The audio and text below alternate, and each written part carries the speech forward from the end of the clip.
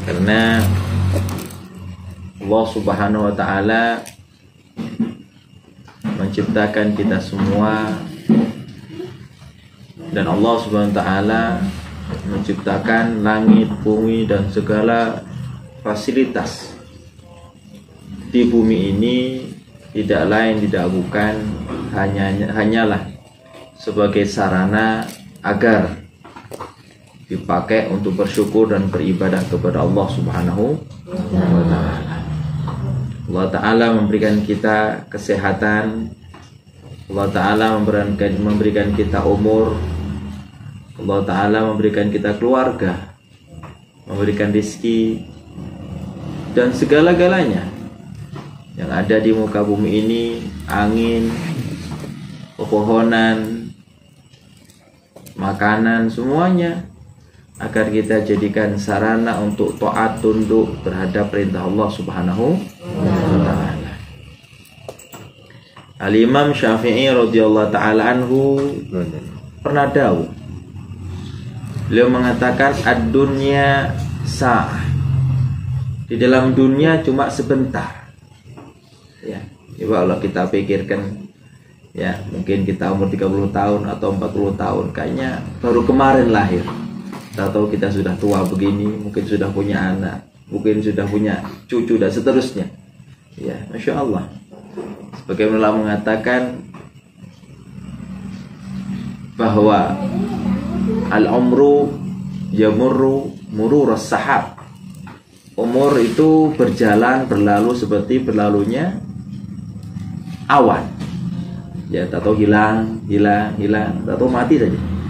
Dan sebab itu kita saling mengingatkan, kita saling menasihati satu sama lain. Saya berbicara menasihati diri saya sendiri, dan saudara-saudari saya mendengar omongan saya. Mudah-mudahan ada yang masuk nasihat saya. Mudah-mudahan kita semuanya menjadi orang-orang yang selalu mendapat keberkahan dalam umur kita semuanya. Karena apabila kita mau memberikan nasihat dan mau menerima nasihat, disitulah akan muncul keberkahan dalam kehidupan. Ya, sebagaimana baginda Nabi Muhammad SAW bersabda dalam satu hadisnya, ya, la tazalu ummati fi khairin ma tanasahu. Ya, selagi umatku ini saling menasihati, ya, selagi umatku ini mau memberikan nasihat dan menerima nasihat, maka mereka akan dalam keadaan kebaikan, keberkahan, dan keselamatan insyaallah sampai akhiratnya. Ya, makanya kita jangan sampai kosong kehidupan kita, harus selalu mencari nasihat bagaimana kita selalu mendapatkan tuntunan hidup, mendapatkan ya hidayah dari Allah Subhanahu wa Ta'ala dengan nasihat-nasihat yang kita dengar. Dan tanda-tanda orang yang mukmin, tanda-tanda orang yang beriman kepada Allah SWT itu tidak membedakan dari siapa nasihat itu keluar. Ya, selagi nasihat itu memberikan dorongan untuk kita menjadi orang soleh, ya, selagi nasihat tersebut menjadikan kita orang-orang yang selalu ternasihat untuk menjadi orang-orang yang soleh, maka kita ambil. Sebagian ulama mengatakan, khudhil hikmata min ayyi wi'ain kharajat. Ambillah ilmu manfaat, ya, dari manapun keluarnya ilmu tersebut, ya, entah itu dari orang yang jelek, entah itu dari orang alim, dan seterusnya. Selagi itu manfaat, kita amalkan. Ya. Nah, kalau kita ingin mendapat kebaikan sebagaimana disampaikan oleh baginda Nabi Muhammad SAW. Imam Syafi'i tadi mengatakan ad-dunya sa'ah, dunia sebentar. Fal yaj'alha ta'ah, jadikanlah waktu sebentar itu ya sebagai sarana taat kepada Allah Subhanahu wa Ta'ala. Jadi jangan sampai kita terlepas dari taat kepada Allah Subhanahu wa Ta'ala. Mungkin bekerja, niatkan bekerja ini mengamalkan perintah Rasulullah sallallahu alaihi wasallam. Ya, apapun kita ini kalau kita niatkan dengan kebaikan, selagi itu bukan kemaksiatan atau kedurgaan atau penentangan kepada Tuhan, maka itu dinilai agama, dinilai taat, dinilai ibadah oleh Allah Subhanahu wa taala. Ya, sebagaimana pada suatu waktu ya Rasulullah SAW itu ngajar para sahabatnya. Ya, ngajar para sahabatnya, ya tiba-tiba ada orang, ya sahabat juga membawa cangkul, membawa alat untuk pergi ke sawah. Tidak permisi ke Rasulullah SAW, lewat di jalan. Ya, tidak mau hadir majelis baginda Nabi Muhammad SAW. Bukan nggak mau ya, mungkin aja tugas. Ya. Sehingga para sahabat itu agak suka, bukan agak suka. Ya, kok bisa orang ini tidak mampir atau tidak hadir majelis Rasulullah SAW? Di situ kan ada apa itu? Ada perkara yang afdol. Ya. Ya. Tatkala para sahabatnya ingin menegur orang yang lewat tadi itu mau pergi ke sawah, mau pergi ke ladangnya, ya ke kebun kurmanya, Rasulullah SAW mencegah, sudah biarin. Ya, dia juga di dalam melaksanakan perintah Allah Subhanahu wa ta'ala. Kenapa? Karena dia melaksanakan sunnah dari sunnah-sunnahku. Ya. Nah, ini satu nasihat buat kita semua. Apabila kita bekerja, kalau kita niatkan lillahi ta'ala, maka menjadi ibadah. Apapun masa, ya, apapun segala apapun, ya, al-ma'rufu katsirun. Ya, kebaikan itu sangat banyak sekali. Ya, dan itu segala sesuatu yang baik itu dinilai ibadah menurut agama. Ya, makanya kita jangan sampai terlepas dari ibadah yang namanya ibadah. Al-Imam Ghazali radhiyallahu anhu dalam kitab Bidayatul Hidayah mengatakan bahwa seseorang ini tidak boleh terlepas dari 4 perkara. Kalau tidak ngaji, ya beribadah. Kalau nggak beribadah, kita melakukan aktivitas yang manfaat. Nyapu kah itu, nyuci piring kah itu yang manfaat. Apapun yang manfaat untuk duniawi kita, terlebih-lebih untuk ukhrawi kita. Ya, nyuci piring, menyapu halaman, ini dicontohkan oleh baginda Nabi Muhammad sallallahu alaihi wasallam. Karena Rasulullah SAW idza kana fi baitihi ya ala muhnati ahli. Rasulullah SAW kalau di rumahnya nggak dakwah, itu membantu keluarganya, ya nyapu, yang jahit, ya masak, ya nyuci piring. Bahkan Sayyidina Husain beliau mengatakan dalam satu kata mutiaranya, ya ghuslul ina wa kansul fina majlabatul gina. Ya, kata guru saya dulu yang mengatakan makalah ini.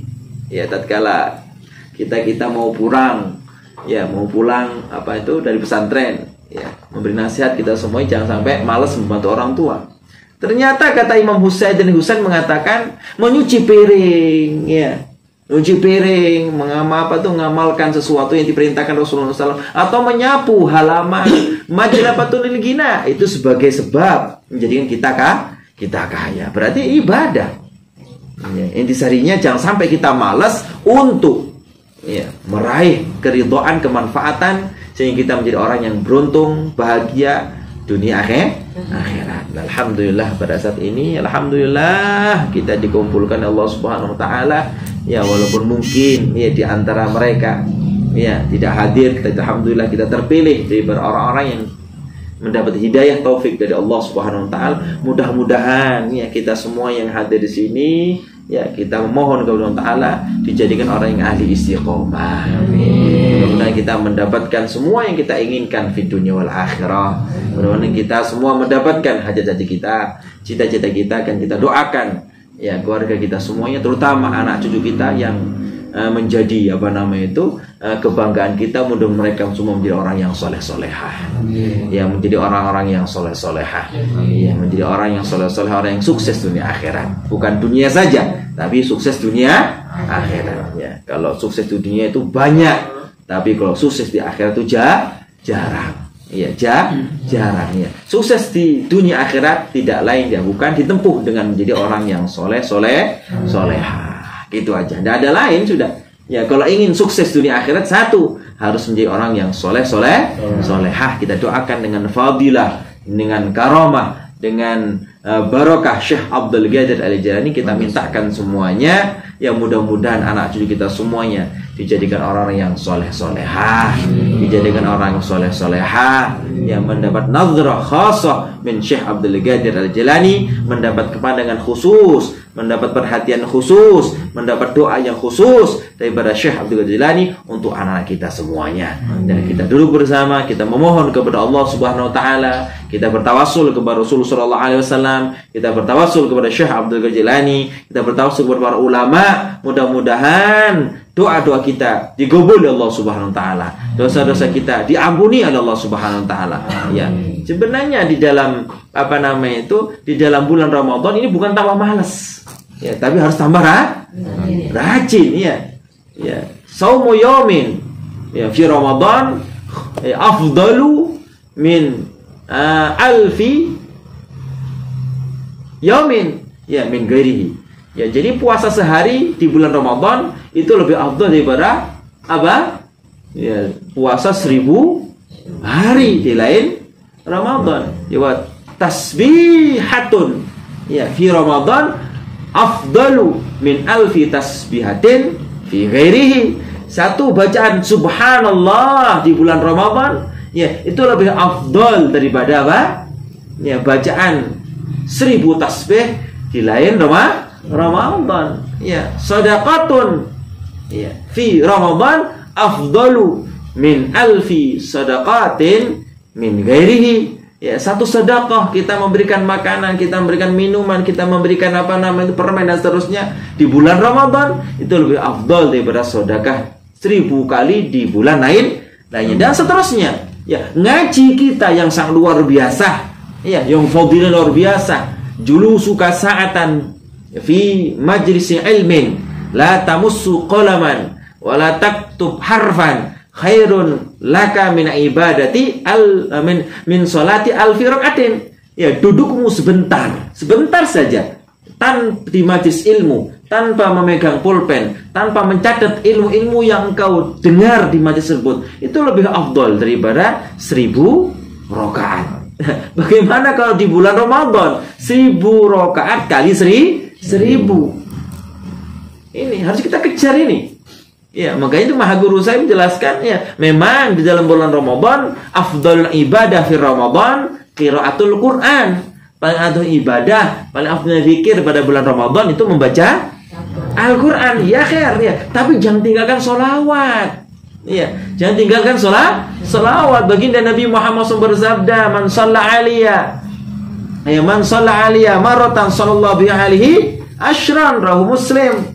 Ya, barang siapa yang baca sholawat kepadaku, kata Rasulullah SAW, sekali saja, maka Allah Ta'ala balas ya dengan sholawat tadi berapa? 10 kali. Ya, ini dijelaskan oleh Maha Guru saya Al-Alim Allamah Habibur Rahman. Ya, 10 kali balasannya. Satu rahmat dari Allah Subhanahu wa taala, satu sholawat dari Allah Subhanahu wa taala lebih afdal ya min ibadati jami'il khalqi, lebih afdal daripada ibadah semua makhluk. Ya, min awwaliha wa akhiriha ila akhiriha, dari awal terciptanya makhluk sampai akhir terciptakan makhluk. Ini dari Allah. Ya, jadi seandainya ibadah manusia dikumpulkan jadi satu, ibadah manusia dijadikan jadi satu mulai awal penciptaan bumi sampai akhir dijadikan satu, ya, dengan dibandingkan salat Allah SWT dengan salat Allah untuk kita sekali saja tidak bisa membandingi dari Allah Subhanahu wa taala. Bagaimana kalau 10? Lah 10 ini fi ghairi Ramadan, di selain bulan Ramadan. Kalau di bulan Ramadan kali 1000, ya berarti 10 kali 1000 berapa sudah? 10.000 pandangan rahmat, bacaan sholawat dari Allah Subhanahu wa taala. Masya Allah. Jadi kita baca sholawat ya di bulan Ramadan ya sekali, Allahumma sholli ala sayyidina Muhammad, dibalas dengan 10 kali oleh Allah Subhanahu wa taala. Tapi kalau di bulan Ramadan ya dikalikan 1000. Semua ibadah di bulan Ramadan dikalikan oleh Allah Subhanahu wa taala. Sebab itu Rasulullah SAW kalau sudah masuk bulan Ramadan, beliau ya mengencangkan ibadahnya, menguatkan ibadahnya, melebihkan sedekahnya tatkala di bulan Ramadan. Ya, mudah-mudahan ya kita semuanya ya, bisa sampai di bulan Ramadan yang akan datang, bisa menambahkan ibadah kita, bisa menggetolkan ibadah kita, sehingga kita menjadi orang-orang yang ahli ibadah, ahli taat, dan ahli hidayah dari Allah Subhanahu wa Ta'ala. Para jamaah yang dimuliakan oleh Allah Subhanahu wa Ta'ala, ya, salah satu dari ibadah keistimewaan membaca manaqib Syekh Abdul Qadir Al-Jilani. Ya. Pernah maha guru saya Al-Alim Al-Alama Al-Habib Rahman, beliau itu duduk bersama dengan Buya Yahya. Ya, duduk bersama dengan Buya Yahya. Ya. Tatkala itu beliau itu ziarah di Sunan Gunung Jati. Beliau menganjurkan, ya, beliau itu setiap bulan pasti ziarah ke Sunan Gunung Jati dan Sunan Ampel. Ini satu kewajiban kata maha guru saya ini. Ini tidak pernah ketinggalan. Ya, di Sunan Gunung Jati sampai sekarang beliau masih mengamalkan setiap bulan pasti ziarah kepada Sunan Gunung Jati dan Sunan Ampel, karena keduanya itu mujabud dakwah kata beliau. Ya. Pada waktu beliau ziarah di Sunan Gunung Jati, beliau ngomong kepada Buya Yahya. Buya Yahya sepuh, ya sudah meninggal itu, ya, di mana itu, ya Cimahi, Cibodas, Cimahi, ya Cimahi, ya. Itu Buya, ya, bisa nggak Buya apa tuh memanggil Sunan Gunung Jati biar melihat kita? Beliau dengan santai menjawab, ya, beliau nggak usah dipanggil. Kita dari rumah tadi ingin ziarah ke sini, beliau sudah menemani kita semuanya. Nah, apa maknanya? Ulama soleh begitu, wali-wali begitu. Jadi tatkala dipanggil, ya, di hatinya ada hubungan kepada wali, ya, ada hubungan kepada wali, beliau hadir kepada kita. Baru kemana saya dapat cerita, ya, ini salah satu, itu bukan satu dua, ribuan cerita seperti ini. Ya, cerita dari mana Al-Imam Al-Qutub Al-Habib Soleh bin Muhsin Al-Hamid. Ya, ada mustamiknya Habib Soleh bin Muhsin Al-Hamid. Ini ada di Jember sana, ada wali besar, wali kutub, ya, gurunya maha guru saya. Ya, namanya Habib Soleh bin Muhsin Al-Hamid. Kalau nggak percaya buka di YouTube, apa, ketik Habib Soleh bin Muhsin Al-Hamid Tanggul. Ya, keramatnya luar biasa. Ya. Beliau cerita pada suatu waktu di Jakarta ada Pak Haji yang kaya raya. Ya, ini biar kita yakin, ya, kita perlu ini, ya, kita mengadakan manaqib biar hati ada keyakinan, ya, kepada apa namanya itu para wali-wali Allah Subhanahu wa Ta'ala. Keberkahan dan ijabah doa kita tergantung keyakinan yang ada di hati kita. Ya, gitu. Jadi di Jakarta itu ada Pak Haji kaya raya, ya, kaya raya, kena stroke, sudah berobat kemana-mana ini, ya, sampai ke luar negeri. Hampir setiap bulan kalau yang orang kaya, ya, stroke. Ya. Pada suatu waktu dia itu, ini cerita dari nama itu, cerita dari Pak Habib Hamzah, ya, Al-Hamid, siapa lupa saya itu, di ceramahnya, ya, di ceramah orang dahulu, ya, mungkin sudah meninggal Habib Hamzahnya. Kemudian Pak Haji tadi itu, ini bukan satu dua, ya, banyak. Insya Allah nanti setiap setiap pengajian manaqib saya ceritakan keramatnya para wali Allah Subhanahu wa Ta'ala. Tatkala kita baca Fatihah pasti datang. Ya, kita yakin kita. Tatkala kita baca manaqib, baca maulid, ya, bila kita khusyuk mengistidorkan wali-wali yang kita tawasuli. Ya, sekarang mengistidorkan hati kita kepada Syekh Abdul Qadir Al-Jilani. Beliau maqam mutasarrifin. Ya, orang yang setiap hari apa itu mencari-cari atau berputar-putar orang, mencari orang yang bertawasul kepada beliau. Sudah, saya nggak cerita itu dulu. Saya kepada ulama yang zaman sekarang, terlebih Syekh Abdul Qadir Al-Jilani. Jadi orang apa Pak Haji tadi itu bermimpi, ya, kalau kamu ingin sembuh, ya, pergi ke Lumajang, cari yang namanya soleh katanya. Ya, cari yang namanya soleh. Ya, itu di mimpi itu orang nggak dikenal yang ngomong kalau kamu ingin sembuh pergi ke Lumajang dulu, ya, sebelum Habib Soleh itu ke Jember, ke Tanggul, ya, sebelumnya tinggal di mana itu, di Lumajang, ya, di Lumajang. Sedangkan saya nggak cerita itu, ya, saya cerita tentang hal ini. Nggak percaya, dianggap itu bunga tidur saja. Keesokan harinya mimpi lagi, ya, kalau kamu ingin sembuh dari sakitmu maka pergilah ke Lumajang, temui Soleh katanya itu. Bukan Habib, bukan Al, dan seterusnya. Pokoknya temui soleh kan banyak. Ya, di Jatinangor mungkin Bapak soleh banyak kan, ya. Kan, ya. Ini orang Jakarta, ini orang Jakarta yang nggak tahu, ya. Tapi ini mendapatkan nazroh, nanti ada pembahasan masalah nadhrah, pandangan khusus daripada wali Allah Subhanahu wa taala. Kita sekarang mendapat nadhrah yang dipanggil oleh Syekh Abdul Jilani kita pada saat ini. Kita hadir bukan karena panjang, bukan, kita diundang oleh Syekh Abdul Qadir Al-Jilani. Bayangkan ya, yang hadir yang undang bukan Pak Jokowi, bukan. Pak Jokowi mungkin dapat apa sembako, pulang sudah dimasak. Ini bukan sembako lagi, barokah berdoa ya min sultanil auliya Syekh Abdul Qadir Al-Jilani. Masyaallah. Alhamdulillah. Ringkas cerita, kedua harinya mimpi lagi. Kalau kamu ingin sembuh, pergi ke Lumajang, temui soleh katanya. Iya, ya, masih nggak percaya.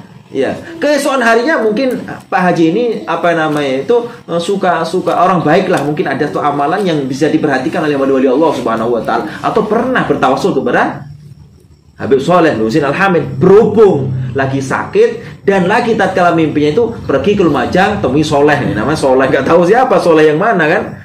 Iya. Ketiga harinya mimpi lagi. Ya, kalau kamu ingin sembuh, pergi ke Lumajang, ketemu apa? Temuin soleh, temuin orang yang nama soleh. Masya Allah, subhanallah. Ini merinding kalau cerita ini. Ya, masya Allah, masya Allah. Menurut iman kita, apa kejadian kita kepada Allah Taala berkutama kuat. Ya, langsung ke esok harinya panggil ajudannya dan membawa rombongan pergi ke Lumajang. Pergi ke Lumajang, ya bukan satu mobil dua mobil, ya rombongan, ya orang kaya raya, ya pergi ke Lumajang. Sesampainya di Lumajang, ya namanya nggak punya alamat pergi ke Lumajang, Lumajang lebar, itu pergi ke Jatinangor yang mana kan ya, nah gitu, dia pergi ke Kalimantan kemana gak ada tahu. Ya, tahu-tahu ya sampai di apa sudah Lumajang, di rumahnya ada apa tuh? Ada perapatan yang ada lampu merah. Bingung. Ya, masih ada itu. Ya, sekarang masih ada di kotanya itu, di kotanya. Bingung, supirnya turun ya. Turun ya. Bagaimana cari? Namanya nggak ada alamatnya. Pergi ke Lumajang cari orang yang namanya Soleh katanya. Tiba-tiba ada tanya. Oh iya, soal apa itu kalau mau ke apa soleh ke sana, sehingga langsung paham orang tadi itu, supirnya langsung beri ke Tempeh namanya. Ya di tengah gunung zaman dulu ya, mungkin 20 tahun yang lalu lah gitu. Ini ke Tempeh itu. Ya, akhirnya pergi langsung pas ya, nyampe di tempat ya kediamannya Al-Habibul Imam Al-Qutub Al-Habib Soleh bin Husain Al-Hamid, wali besar, kutub besar.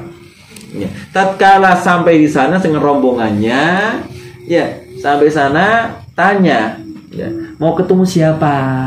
Ini benar rumah Pak Soleh itu katanya. Pak Soleh wali besar juga Pak Soleh. Bagaimana ini? Ya memang mimpinya begitu ya. Iya, masya Allah.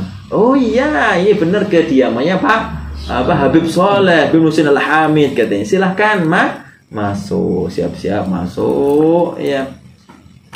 Kaget ya kaget ya, kaget tak mau masuk, kaget ya, mau bertemu dengan Habib Soleh. Bisa nggak saya ketemu dengan Habib Soleh? Habib Soleh sudah ada meninggal. Bisa nggak saya mau lihat fotonya itu? Langsung teriak nangis ya, nangis Mbak Ajina. Teriak, masya Allah, ternyata yang nunjukkan dalam mimpi persis dengan fotonya itu Habib Soleh bin Husain Al-Hamid. Ya nggak kenal, ya mau nangis sehingga supirnya ketahuan apa itu majikannya teriak-teriak apa namanya, mungkin haru mungkin ya kaget kayaknya. Ya supirnya langsung ada apa ya? Iya, ditunjukkan apa itu Habib Soleh bin Husain Al-Hamid. Ikut teriak juga. Kenapa? Tadi yang nemuin saya di perapatan tadi Habib Soleh bin Husain, orang itu katanya. Masya Allah, ada itu seperti itu. Bagaimana gak percaya mau yang terjadi begitu? Masa pakai topeng? Di mimpi terjadi. Tatkala mau sampai Lumajang, ada orang yang menemui orang tua-tua yang nunjukkan kalau mau ke Soleh ke sana jalannya. Langsung tahu jalannya. Iya, langsung teriak supirnya. Itu tadi yang nunjukkan saya ya ke rumah ini. Masya Allah. Langsung teriak semuanya. Ya. Nah, apa maknanya? Begitulah wali. Bagaimana gak percaya kita? Ini terjadi, bukan film, bukan. Kalau sinetron mungkin bisa. Ini terjadi, ada. Bukan 1-2 terjadi seperti ini. Maha Guru saya seperti itu juga. Ya. Apa maknanya? Yakinkan nih, tatkala kita mengadakan manakib, ini bukan keinginan kita, dituntun kita oleh Syekh Abdul Jalani untuk dikasih, untuk disuapin barokah, disuapin doa. Siapin doa. Dan tatkala dibaca manakib ini bukan rumah ini akan penuh dengan barokah. Sudah disinggah oleh wali besar, ya Syekh Abdul Qadir Al-Jalani. Ini paham kan? Seperti tadi contohnya. Ini sekelumit dan juga sekian ribuan, bukan jutaan. Wali-wali cerita seperti ini. Soalnya sudah meninggal.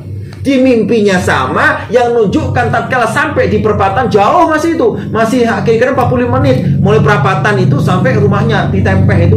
Di Tempeh itu ada kediaman Habib Soleh. Nanti buka di YouTube Habib Soleh Musin Hamid. Ya, Masya Allah karomanya luar biasa.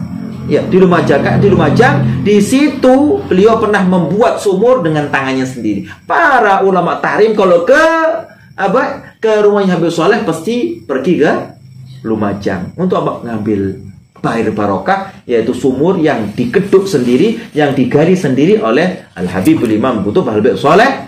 Bukan satu dua yang sembuh daripada apa itu minum air daripada air sumur buatan Habib Soleh Musin Al-Hamid. Benar bahwa air sebanyak-banyak tatkala di luar sembuh total. Apa? Ini nazrah, pandangan khusus dari seorang wali. Mudah-mudahan kita termasuk daripada orang-orang yang ada di hatinya Syekh Abdul Qadir Al-Jalani. Kemudian kita selalu didoakan. Kata maha guru saya, ya, kata maha guru saya yang mulia Samatul Abdul Rahman mengatakan bahwa seorang wali kutub yang berkali berkutbiyah seperti Syekh Abdul Qadir Al-Jalani itu tidak terhenti sampai hari kiamat, walaupun punya murid jutaan tetap setiap hari doakan. Inilah keistimewaan mempunyai guru wali kutub. Ya. Kalau tidak punya guru kutub, kita cari amaliyah, ijazah yang sambung kepada wali-wali kutub. Ya. Biar apa? Biar kita masuk kepada doanya daripada wali-wali Allah Subhanahu wa taala. Mudah-mudahan kita semua tidak banyak. Ya, permintaan kita, mudah-mudahan kita semuanya, orang yang kita cintai semuanya, mudah-mudahan dimeninggalkan dalam keadaan husnul khatimah. Apapun profesi kita, apapun profesi anak kita, semuanya itu cuma duniawi. Mudah-mudahan ya dengan doa Syekh Abdul Jalani dimatikan semuanya dalam keadaan husnul khatimah, dimatikan dalam keadaan husnul khatimah, dimatikan dalam keadaan la ilaha illallah, la ilaha illallah, la ilaha illallah Muhammad Rasulullah hadiniyah wa bi kulli salih al-Fatihah. A'udzu billahi minasy syaithanir rajim.